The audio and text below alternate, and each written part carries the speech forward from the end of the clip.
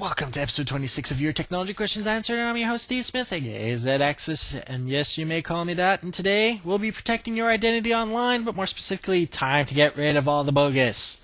What am I talking about? Well, folks, I'm going to be talking about what you're doing online, what the consequences of what you're doing online are, and some of the things and tricks and methods you try to do to prevent the crap from happening. I'm going to actually reveal the mystifying link of how they do not work. So, let's start off with a few common things. I'll be talking about torrents. I'll be talking about viruses, spyware. I'll be talking about your accounts, unsolicited email, IP address changes, public Wi-Fi, VPN, linking of your accounts, tracking in real time, also next week's topic, and some sort of giveaway. So, let's get on to the first topic. Torrents. Legal, yes or no? Yes. It's not the protocol that makes something illegal, it's what you do with it. Just like I'm a programmer, technically I can hack, and a more specific word would be crack. What is the difference? Hacking is normally used to find out information, check the servers for security holes and whatever. Cracking is destroying, destructive, infection, spyware, stealing. There's a difference. Well, torrent downloading is the same thing. You can download distributions of Linux, whole sets of episodes of podcasts, which is completely legal, by the way. You can download some free software this way because some companies allow this. In some cases, these would be MMORPGs, like Repels, which is one that from GPotato that does this. And get this, you can also download movies, music, software, and documents you're not allowed to get too. That would be illicit. Downloading of content you're not allowed to get, let's say the latest movie still in theater, is called illicit downloading. The protocol is legal. What you're downloading is what's not legal. So, for all those downloading illicit files, you have been warned.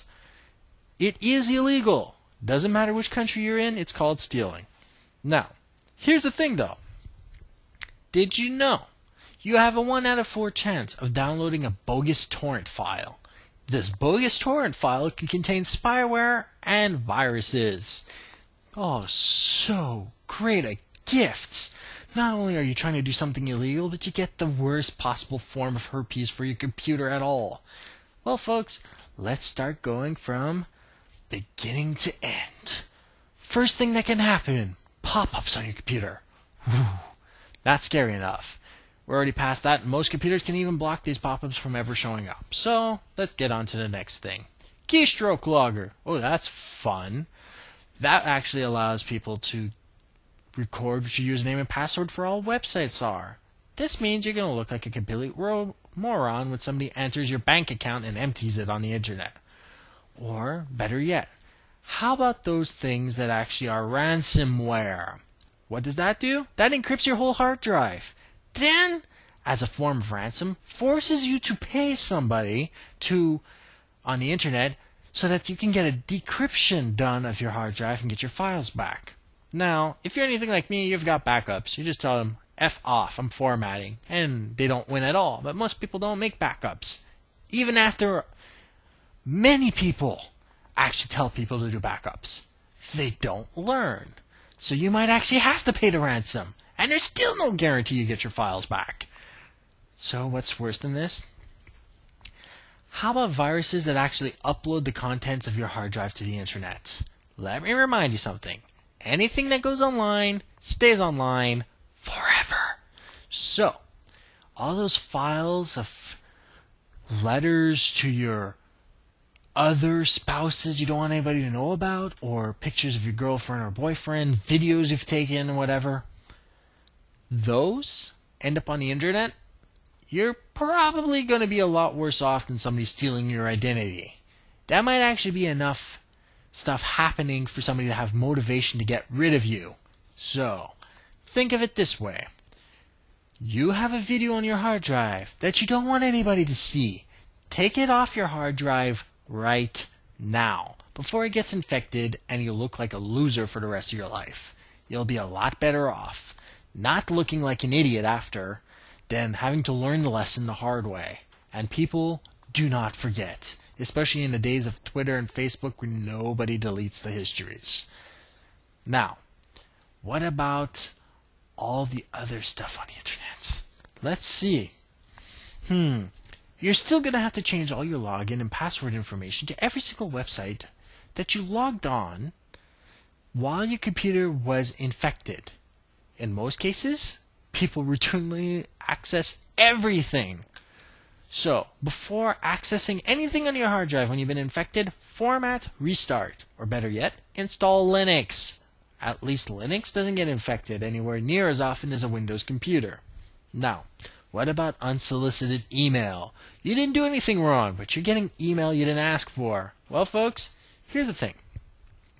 If you're innocent enough in your head to actually click the link and enter your personal information into the website and get defrauded from your identity and forced to pay thousands of dollars getting your identity back and hundreds of hours of trying to call every single place trying to figure out what happened to your identity, it is your problem. The best solution to this problem was no HTML preview window whatsoever in your email. In fact, you shouldn't have a preview window at all for any email.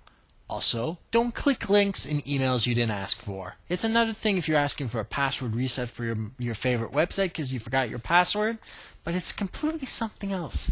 If you're trying to buy Viagra through your email and you put in your credit card information into a website that's not even secured, think about it for 10 seconds. If you don't know where you are because you hit a link, you're probably not on a good website. Close the window and leave. That is the best way to avoid any bizarre stuff. And keep in mind, you do not want to load emails in HTML format. This is because they can load JavaScript and the images that can actually be used as trackers to confirm your email address actually exists. Now, changing your IP address. Well, folks, let's talk about this for a minute. Is it worth your while? I'll give you 10 seconds.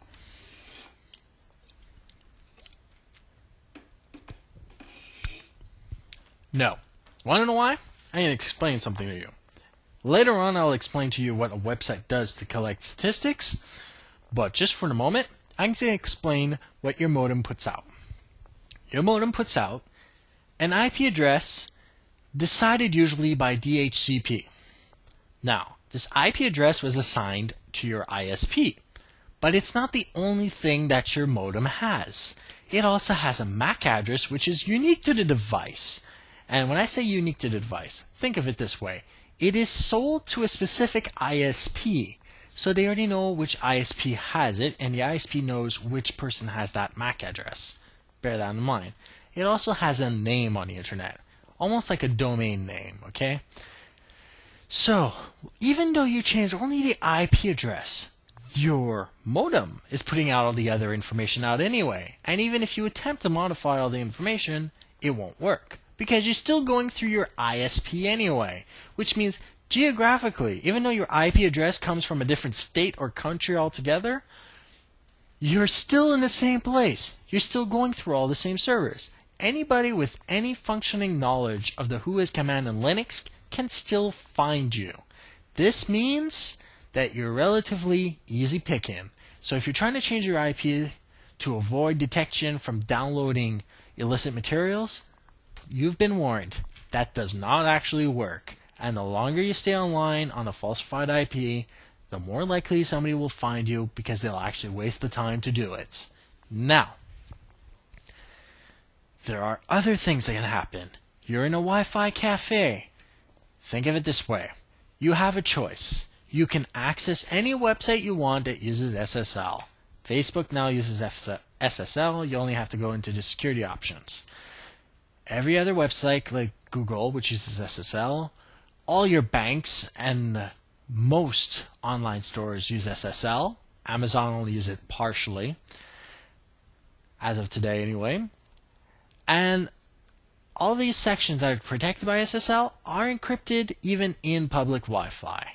Anything that's not encrypted in public Wi-Fi is viewable to everybody. So what do you do? My suggestion? A virtual private network, VPN. and without a custom certificate. This is because you don't want the server decrypting in real time what you're doing. So, you get a VPN connection for your laptop or your PDA or whatever, so you can connect in the Wi-Fi area that is public, encrypted over a connection, and you will be fine. By the way, people, you can actually build your own VPN at home and connect to that VPN itself. Maybe one day I'll build one for you people, but think of it this way. You can build it for yourself. It only requires a computer box. You can use your old computer and you put in VPN software in it, and that's it.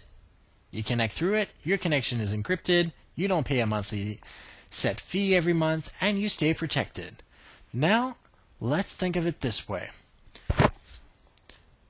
The last thing you can possibly do on the internet, which potentially has some bad problems for you, would be connecting all your accounts together. First of all, remember how every single mother and grandmother told you not to put all your eggs in the same basket? There is a very specific reason for this. When doing so, please bear in mind to be very, very careful who you allow to view your account. Anybody with a developer ID can access your account from any other website, and it only takes 30 to 60 seconds to get a developer ID from Twitter and Facebook, and you can get those accounts linked to anything else. So, when you go to a public website that asks you to link your account to theirs, please bear in mind a few things. If this is a commercially trustworthy website, go ahead. If you don't know them, don't bother. You can use a separate login and password into that website, but if you're wary of the website, don't connect it to anything. That way, if anything happens, it is completely isolated from your whole network. Otherwise, you'll be forced to remove it from every single profile connected. You're going to look stupid if you allow them to see everything. Don't bother connecting it. You'll be safer that way. Also, please do not, on any public computer, cell phone, or any other thing, use programs that give off your geographic location publicly viewable to everybody. Why? Because besides having your identity stolen online, you can have people that stole your identity online follow you, and then when you actually leave and broadcast it on Foursquare or Facebook places, they'll go into your mailbox and grab all the spam credit cards that they've got, all those illegal fraudulent stuff, all the packages that are being sent to your house and everything. If people know what your routine are, they can make their life around yours. So, instead of making it easy for the bad guy, make it hard for them. Don't actively put up your profile of where you are on the internet online. It's not worth it. Not at all. No amount of badges on the internet is worth it. I tried it to see what it would do, and folks, I had the advantage of having somebody in my house 24 hours a day, 7 days a week. So, do not use it. From my own experience, it's a waste of time. You spend more time clicking on a thing to say you're logging in somewhere, and it has no absolute merit to your life. If you want somebody to know where you are all the time, call your mother, call your friends, call your sister or brother. Tell them where you're going, but don't tell the whole internet. You don't need 6 billion people knowing where you are every 10 seconds of your life. Next week, I'll be talking about and showing you how to encrypt either your whole hard drive or a portion of your hard drive or any other drive you want. Now, here's a few things. If you wanted me to encrypt a specific item, like a flash drive or a hard drive, you're going to have to send me your request in advance, because I'm going to be doing a specific object, which I'm not telling you this time, at the end of the week. Also, if you have any stories or comments or anything, you have to send it to me before Friday midnight Eastern time. Anybody who posts a video reply to my show runs the potential of getting a free t-shirt from my online store, but you have to be one of the first 3 to do so. So, If you want to reply to any of my previous episodes and you want it to be posted into my next episode, and only if you want me to post it into the next episode, will you get a free t-shirt if you're one of the first 3. Besides that, no more t-shirts. And if you want to preview it, you're going to have to go to my website, www.zedaxis.net. You have examples on the online store page. So folks, until next week, have a great day, stay safe, and online.